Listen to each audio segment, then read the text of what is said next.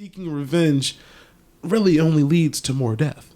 And the true catharsis in life is knowing that if you can get past your trauma and just let go, that you can find peace in the afterlife. But if you can't, you may just come back as a vengeful spirit. Oh.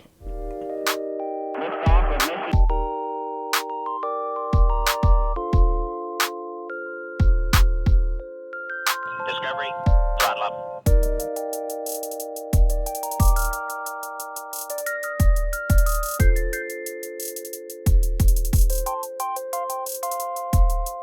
Liftoff and the clock has started. Welcome back to the Potluck Focus. Focus. And this week we're going to talk about the OG Crow as the new Crow, the remake, the prequel, sequel, an adaptation of the Crow that came out last week. We're going to talk about the OG one. Roll intro. Ding. Anyway. So, talk to me about the Crow. Tell me more. Tell me more So about the bird. Do you want Tell the me about backstory, or do you want the movie recap first? I want the recap first. Tell me and the other normies. Tell me and the other virgins about the bird. All right. So to preface this, the Devil's Lettuce is taking over. So like characters' names are gone. But so your main character, Brandon Lee, has a girlfriend, and they live kind of in the slums. They're poor, and okay. you know they dabble in the drugs and the things you maybe shouldn't dabble in. And his girlfriend gets caught up in some shite, and she ends up getting murdered. And he sees who murders her, tries to go after him. Bow, he gets murdered too. Bummer, hate to see it. But the crow comes to his grave, crows at him. He comes back alive, and now he's kind of an undead, immortal guy who has questionable and, kind of, amogulous powers where, he kind of just can do what he needs to do in that moment. He got the powers of the plot? Yeah, what the plot needs to do, the crow can do. That's the best powers I have. Bulletproof, some questionable super strength, crazy accuracy. Does he use his abilities for good? Does he use his abilities for neutrality? For his good, yeah, he kills the people that killed him and his girlfriend. He gets them dead. You said that as if that he does more after that. I mean, well, so in the original Crow, he does his rampaging, and then the movie kind of just says the rest of his guys died, and you see some silhouettes of the Crow.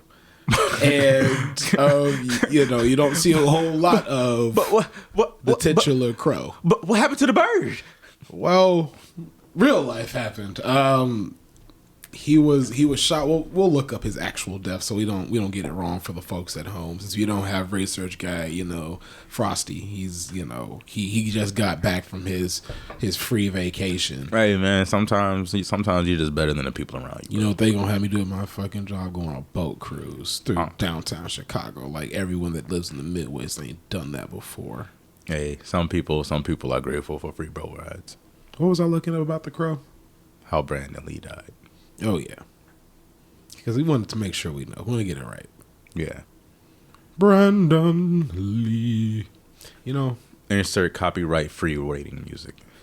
You type in, how did Brandon? First thing that comes up is Brandon Lee died. According to the first it's on the people's mind. Answer on Google, tips to save him were unsuccessful. After 6 hours of emergency surgery, Lee was pronounced dead March 31st, 1993, 1:03 p.m. He was 28 years old.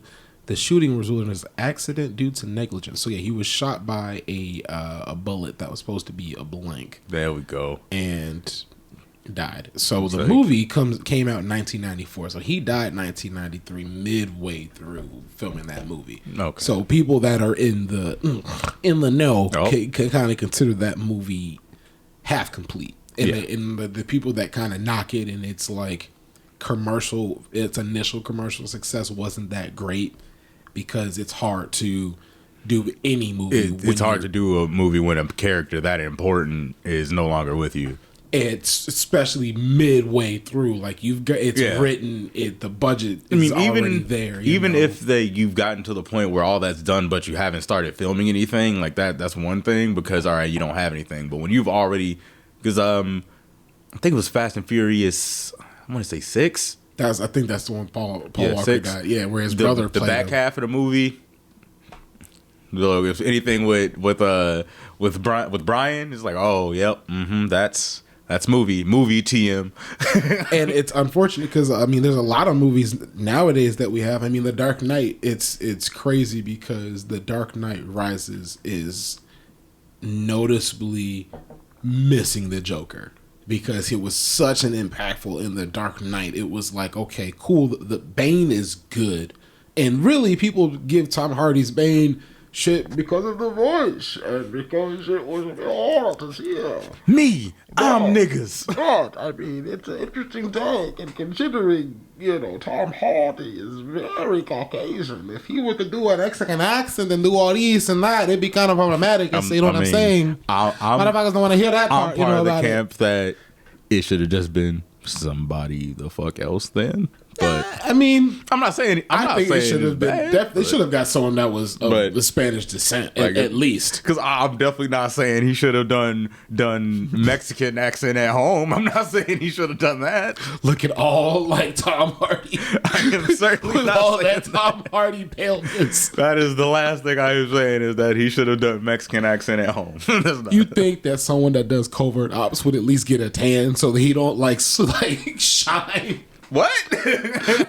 Bane was also vibrant. Even in the dark, you can see Bane because he was so damn pale.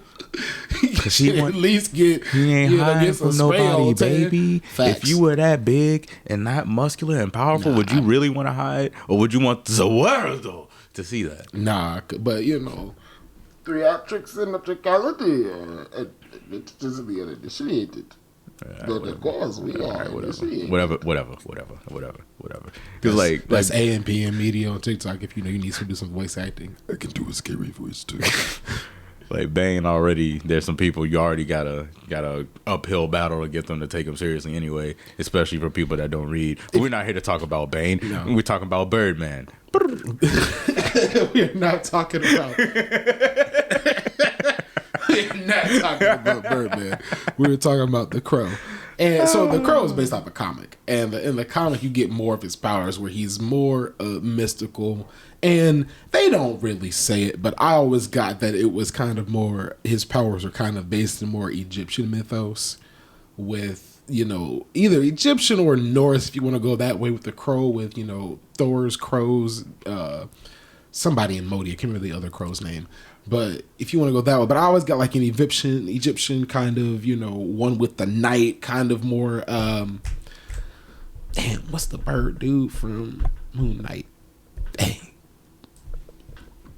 You asking the wrong Negro, bro. Gotta give a tally for Mary Jane. Gotta get a Mary Jane tally for her when she just wins. When she just fucking wins. I mean, you could call it the Mary Jane tally. I might call it the fraud tally. I mean, it's up to you. You call it a fraud? I mean, I didn't say anything. Wow. I'm just talking about what we call a tally. I mean, I didn't say anything about you in my own dojo. I didn't say nothing about you. My own dojo. I didn't say nothing about him. I didn't say nothing about you.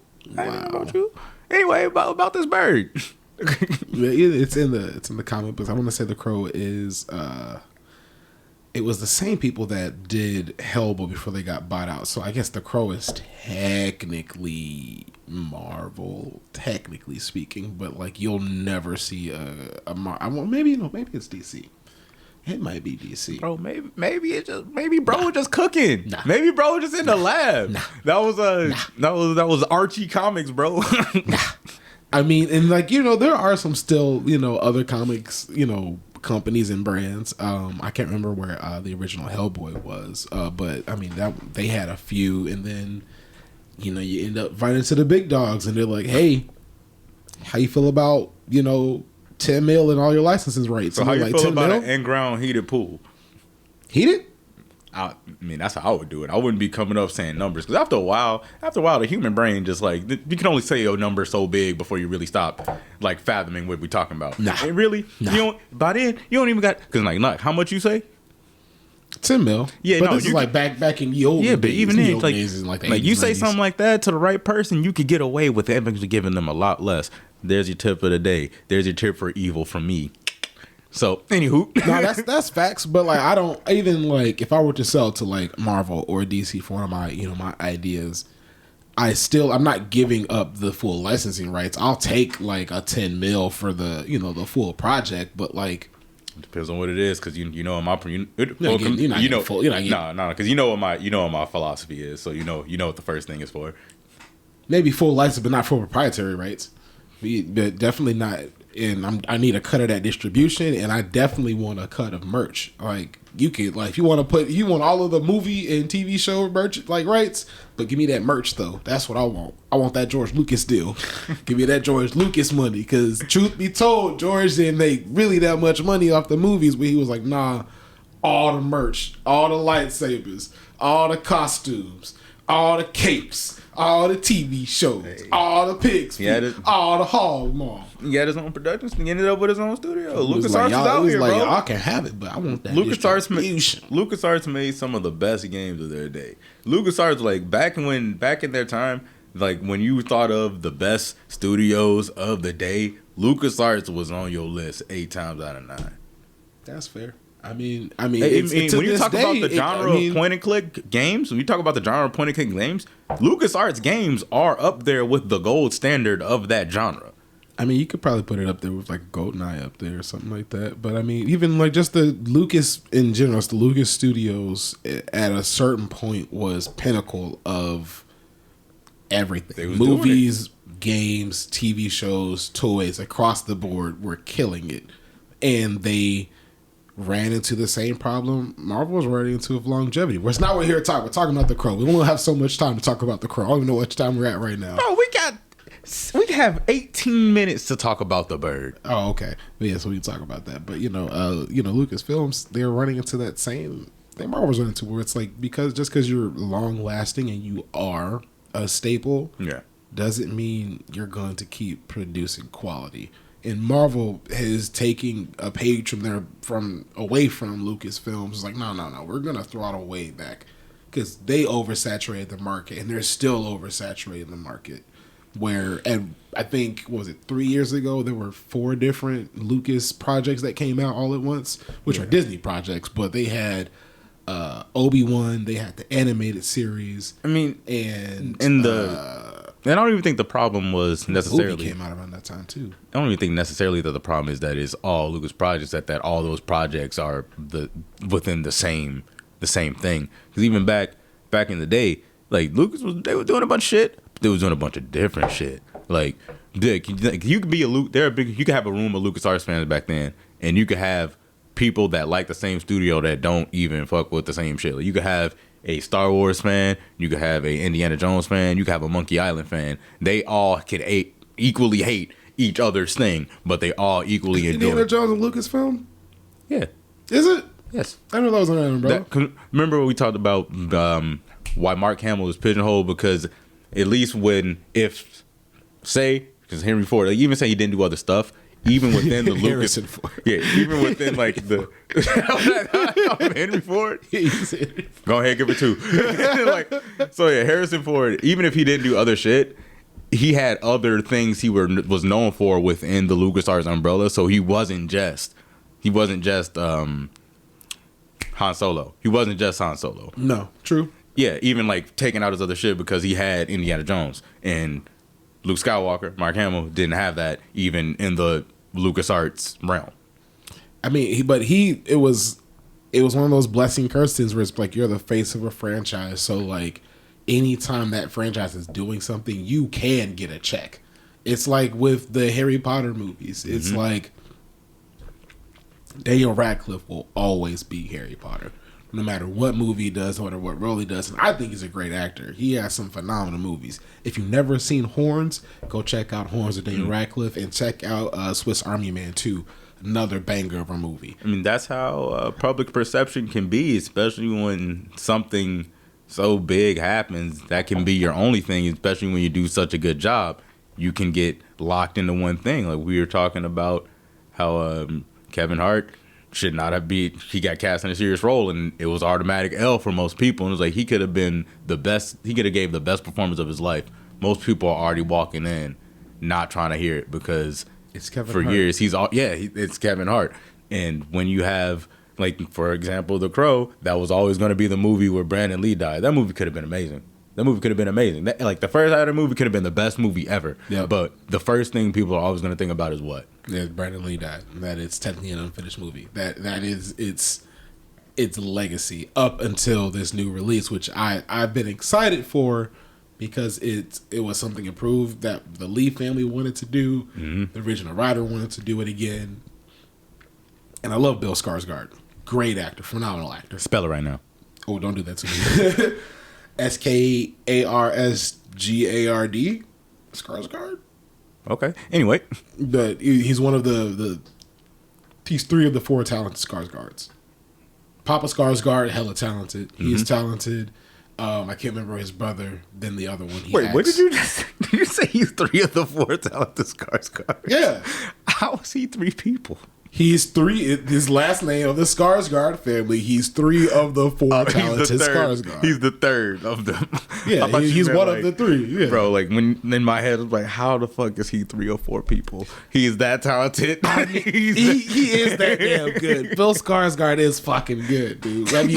Have you seen it? I'm not saying he's not, but what about the other people? Have you seen Hemlock Grove? What about the other Skarsgårds? That's Check all it I'm out. saying. Netflix 3 seasons of Heat, Hemlock Grove, different kind of werewolf and vampire story you've never seen. I promise you that. You be acting like the type of nigga that forget about the Kevin Loves of the world. But anyway, Bird movie. I don't even know how to respond to that. Was something about the Crow. But so Bill Skarsgård is the Crow, and he's in Hemlock Grove. He's in a bunch of things. He's in John Wick 4.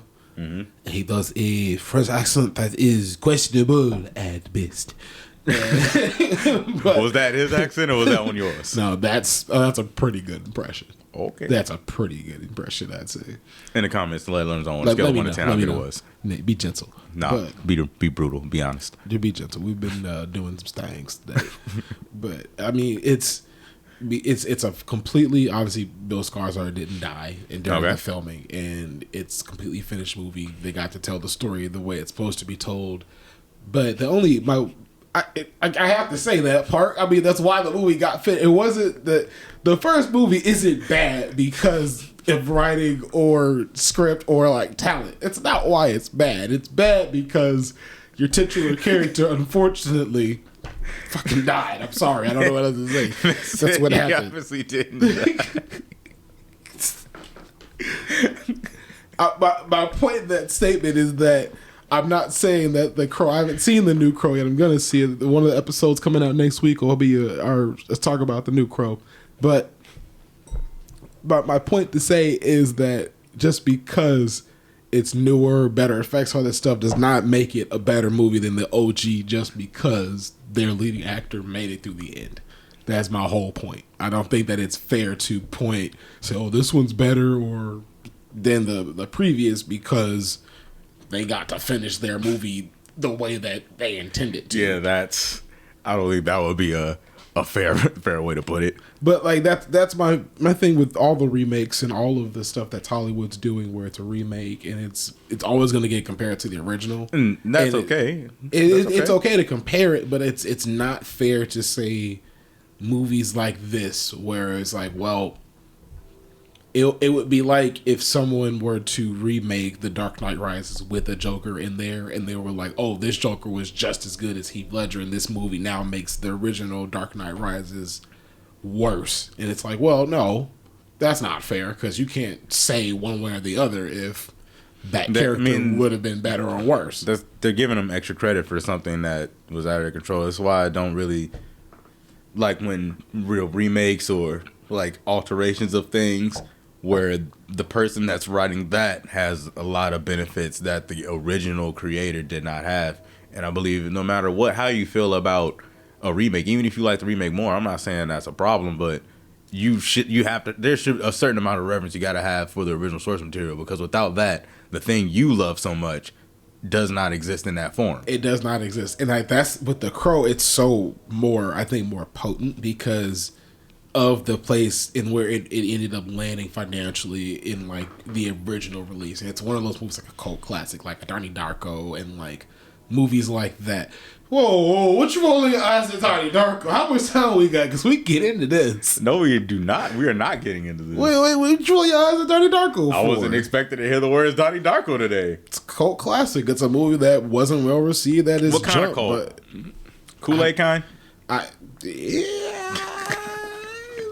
It's one of them fandoms where it's like you're gonna find people like me that appreciate the artistry of it, and there's people who's like, nah, the rabbit's real, and it's sorry? like Lo siento? No puede ser. Don't go down the rabbit hole of Donnie Darko. No puede ser. Because it gets deep. It gets deep. Yeah, it gets deep. Because some of the stuff they do is like, okay, one of you guys clearly opened up a quantum physics book. You may not understood it, but you opened it up enough to make a loose connection to it. They didn't do it with comprehension. What all movie creators do is like, okay, I saw something cool. Now I'm gonna make a movie about that. I don't give a fuck about how it will work out in the real world. But if you wanted to look into it, you'd be like, oh, okay. You're on the page of the book. You didn't like study, but like you read a couple chapters. You read a couple like first sentences of paragraphs. Get out there, bro. I mean, but that's most movies. We didn't see his and original that's no dog. That's no dog to anyone that does movies. That's no dog to Donnie Darko. That's no dog to anyone. That's no dog because I think with all movie making, you have two choices. You either do hard rules or you have your soft rules. And as long as you abide by those rules, whatever you decide to go with, your movie is generally successful. I mean, it's the problem when it's as long as you're not flip flopping around and doing whatever, you'll be fine. Because even people that don't necessarily understand why they don't like something, they like a lot of people can feel it. Like you can feel that someone right. You like, okay, you set me up for this, and you made it completely different at the end, and it's not what I was expecting. Yeah. And I think that's a problem with what happened with The Crow too. With the original Crow is that it was. I don't know how publicized and how vocal the director and writer were about how the movie was going to be perceived. I'm sure, obviously, the death was very public and, everyone heard about it that way, but I don't know how public they were about the movie itself. Yeah. And with, like, The Dark Knight, again, going back to the most recent it happening, that was something that it was known. It was known pretty much at release of the movie. Like that had happened. So you think if people had more access to information, that information back then, that people would have been. Thank you, train. Fucking train. Sorry, it's in the goddamn background, bro. That's my homie, bro. Get out there with the. No, train, all the four trains in the nameless city that we're in that are fucking around. They're my bros. Us. Yeah, but no, I definitely do. I think that if it was something that they had, and again, it happens so rarely in Hollywood that it's something you really can't have a plan for until it happens. But I think if the public had the knowledge of, hey, this happened mid shoot, like even on a 90-day shoot, this happened, day 45, and which is very short. That'd be a super short shoot. Never mind. That's for a movie shoot. There's no way you're doing a 3-month shoot. I mean, but. We don't. It depends on the budget too. It depends on what the schedule was, because they could have been like, "Yo, we only have so and so for so many days, so we're gonna do X, Y, Z in this time." That's true. Like they could have been like halfway through their time with certain people. That's very true. Like just because the whole movie shoot doesn't mean that the actor's gonna be there for the whole time, especially with an action movie. But like that's a good point. But whatever amount of time was there, I think if that had been more vocalized to the public and more widely accepted to what that meant as far as movie making, but that's also a product of the time where it was like you had stuff where it was behind the scenes and special features where they broke down how they did stuff, but you really didn't it was a very premium information. Like they were like most home DVDs, they came with a whole second disc of information that was just that. And there's DVDs that to this day that I know for a fact I have never touched because I know that that's just bonus features. and it's a whole nother DVD. Which I know, like to the young kids out there, a DVD was about about this big, and it was a circle, and then it had another circle in it, but that other circle had a hole in it. Bro, And the electric movie donut. And if you put that on this thing, there was a sensor that would scan the information on there, and a sensor. Okay, so when you look at your phone and it looks at your face, it's doing a sensor, and so, but Children shouldn't be watching this, bro. no, but there's enough demographic that we probably will cover that have no idea what the fucking DVD is. That's their problem. They'll figure it out. Like, truthfully, like I have cousins that I hang out with now that are of drinking age, and I don't know if they've ever touched a DVD or a DVD player. Because by the time they grew up, it was 2002. DVDs are. Like, so they were born in 2001, bro. My little sister's never seen a fucking DVD. I'm sure she's seen them. Because down there just DVDs in the house. No, they're in a fucking box. They've been in a box for years. Damn, She may have never seen a DVD. My niece is younger than your sister. She knows what DVDs are. She loves DVDs. She definitely knows what a VHS is. I guarantee that. Maybe not. Unlikely, but it's an above 0% chance. You know what she said? This is unrelated to everything, but it made me mad. That little heifer said. That little heifer. I'm sorry. Now that little heifer go text me talking about, wow, you were born in the 1900s. You're real old. I wanted to beat a little ass. I mean, oh, how dare you? Where's the lie? Yeah, but like, don't say it like that. You an old ass nigga. Nah, I wasn't even born. Like 1900s implies, 1910s. Were you not born in the 1900s? Yeah, I'm on the ass end of the 1900s. Old ass nigga. Nigga, you are 2 days younger than me. What was that last word? What was that? What than you? Who? What was that? How much time we got? What was that? Enough time to express your elderliness. Look, it's hard being 3 an minutes. elder statesman of the world. When you get to this level of age and gravity and gravitas, you get some maturity about you, and people kind of understand. So when you gonna unlock from. that part of your skill tree? It's unlocked. I just don't tap into it. See, if I was as sage and as wise, as I truly am, and I don't mute me.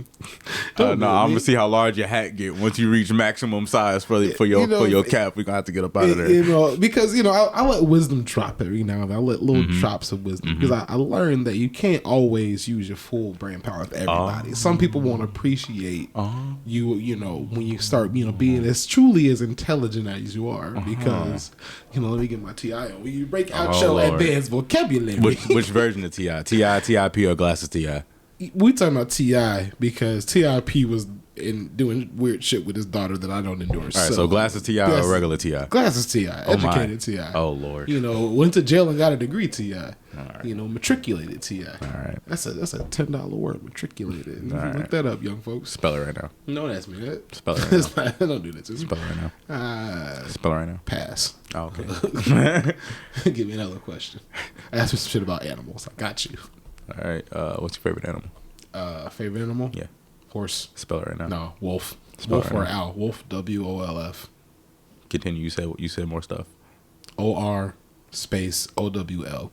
Ooh, you missed the space. Damn, I did a wolfer. Love me the wolfers. Yeah, but back to the crow. Yeah, but it's a phenomenal picture. If you haven't seen it, go ahead and check it out. No. I'm sure it's streaming wherever you can stream shit because that's how the internet works. Give him a elevator pitch. All right, hold on. We're in the water tower. Okay, and we're going to like the middle floors. We're not going to the top. Middle floor is no express. Am I pitching to a studio or am I pitching to someone to watch it? Someone to watch it. Someone to watch. Okay. Studios made this movie twice, baby. No, I'm saying, am I the writer pitching the movie, or am I pitching someone to watch it? You're on this here show pitching to the people. Is this like a friend, or is this someone I don't know, or like what's the relationship here? Nigga, is it you? No, I need to know because that depends on the pitch. If I know somebody, I'm like, all right, motherfuckers, here you go. Is it a stranger?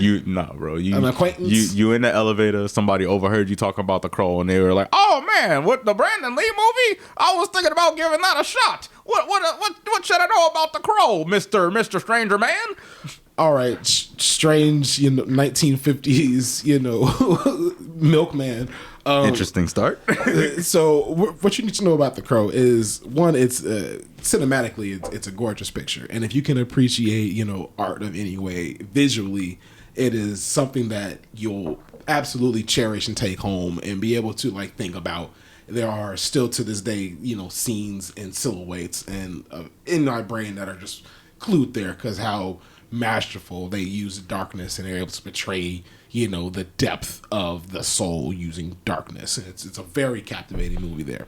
And if you are someone that can be a part of a little bit of violence and is okay with seeing a little bit of the darker side of humanity and, seeing that just because someone is low and doing things that you may not agree with doesn't mean they're a bad person. If you can get to that kind of understanding of humanity, it speaks a lot to that just because you may have done a drug here or there that may or may not be Schedule 1, 2, or 3, and you may or may not, be adjacently responsible to the death of a loved one, doesn't mean that you can't still be a good person and seek redemption. But it's also a cautionary tale when just seeking revenge really only leads to more death.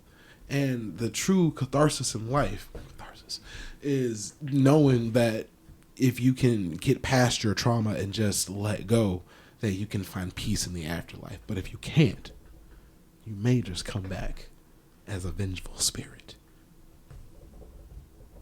Oh. All right. Well. Okay. Well, you heard that here, folks. Go watch Crow. Bye.